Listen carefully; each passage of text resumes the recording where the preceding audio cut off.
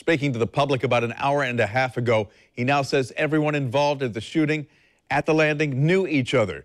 People are now laying teddy bears and flowers at the site, a makeshift memorial of the shooting that killed a 16-year-old. That teenager has been identified as Khamoi Peterson. He was just days away from his 17th birthday when he was gunned down. Channel 4 has continuing complete coverage of the shooting at the landing. We'll get to Ashley Harding in just a minute, but first, going to check in with Channel 4's Scott Johnson. You talked with the sheriff. What did he tell you?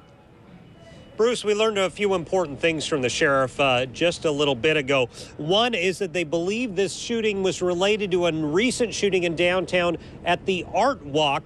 But while they say there was some relation, something happened yesterday that precipitated this shooting. We don't know exactly what that is at this point. The sheriff also says there was adequate police presence yesterday downtown at the landing, meaning they were not understaffed. The sheriff is also saying that there are possible gang connections to this shooting, where we know one of the teens has died. So far, we don't know who pulled the trigger, and from what we understand, people involved have not been very cooperative. We're going to do everything we can do to make people feel safe downtown. That's our goal. That's what we want to happen, and we're going to need cooperation from the public to do that. So we have had, obviously, these two events that we, by the way, believe to be related to each other at this point. We're going to continue to work those, and we haven't really developed a lot of information beyond what we had last night, but we'll continue to share what we can with you.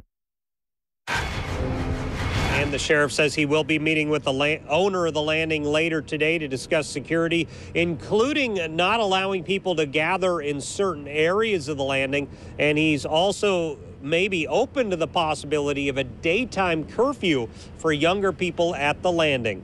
Live downtown at police headquarters, Scott Jansen, Channel 4, the local station. Scott, thank you. Talk about that makeshift memorial in the past hour and a half. People started leaving teddy bears and flowers at the landing. Also spoke to Khamoi Peterson's great-grandmother, who tells us she is distraught. Tells us that the teenager sometimes stayed with her. We continue our coverage right now with Channel 4's Ashley Harding joining us live from the landing. That's where this evening people will come together to honor Khamoi.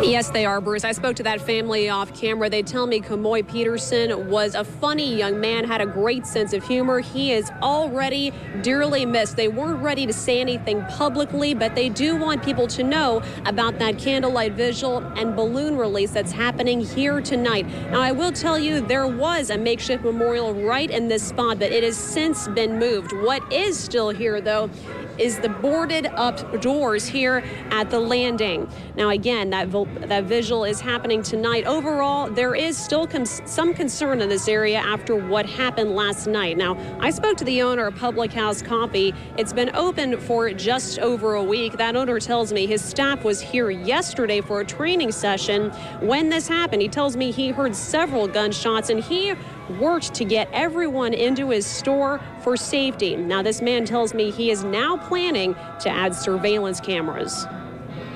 After the Art Walk incident, the people that do our Wi-Fi, they're in the process of getting that in. And they said, do you think you need surveillance? And we already know we have the wiring for it. We'll probably put cameras in just in case. You know, it's almost necessary now. Something else that has been added to this area are these Crime Stoppers signs letting people know that they want to catch this killer, and that is, of course, the number that you need to call. Again, that family tells me that vigil and balloon release is happening here tonight. They tell me from 5 o'clock to 7 o'clock. Live downtown, Ashley Harding, Channel 4, the local station. Let me ask you about Dana, the man that owns that coffee shop. He's only been there a little while. Any regrets about opening up business in the landing, or worries that he won't be able to sustain because of the violence? You know, Bruce, we asked him that. He says he does not regret opening his business here. He says overall this really is a great spot, but he does admit after what happened here last night, as well as what happened during the Art Walk, it does make him think about changing some of the store operations. That is something he is thinking about, and we'll hear more from him later on tonight. Back to you. Thank you very much. A reminder to download our News for Jackson app if you don't already have it. It'll help you stay up to date on the latest breaking news from around the area. It's free. Just search WJXT in the App Store.